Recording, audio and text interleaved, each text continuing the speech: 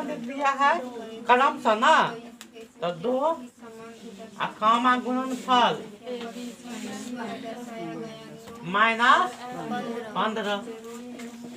अतः इसी को अल्फा क्या हो जाए, अल्फा प्लस बीटा का मान क्या मान लेंगे 2। कामा गुणनफल का मतलब होता है अल्फा इंटू बीटा का मान क्या होगा -15।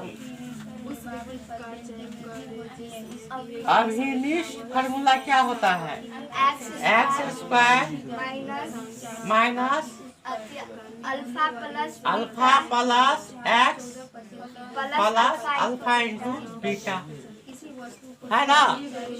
तो x² अल्फा प्लस बीटा का मान कितना है, तो -2x अल्फा इंटू बीटा का मान कितना है -15। यही प्राप्त हो गया हमें।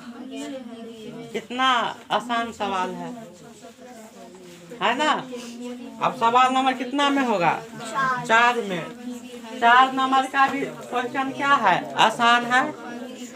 लड़का क्वेश्चन 4 नंबर में क्या कहता है, यदि अल्फा और बीटा बहुपद इतना इतना का शून्यक हो तो alpha plus beta plus alpha into beta का मान ज्ञात करे। क्वेश्चन हमें क्या दिया गया है, ये है अल्फा क्या है 2y² प्लस 7y प्लस 5 बराबर क्या लिखे 0। अब हमें क्या किसका मान निकालना है, alpha plus beta plus alpha into beta.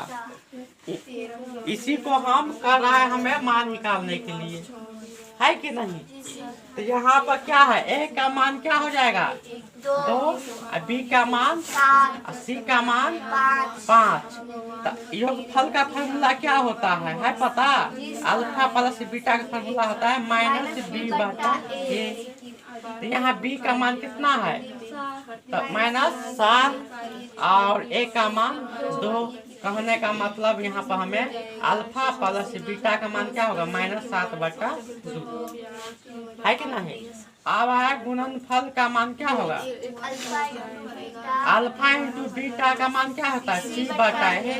c का मान कितना है 5, a का मान कितना है 2, इसीलिए अल्फा इंटू बीटा का मान क्या होगा 5/2। अब पास में हमें क्या दिया गया है, यही ना, alpha plus beta plus alpha into beta. अब अल्फा प्लस बीटा का मान कितना है -7/2 प्लस यहाँ पर अल्फा इंटू बीटा का मान कितना है 5/2।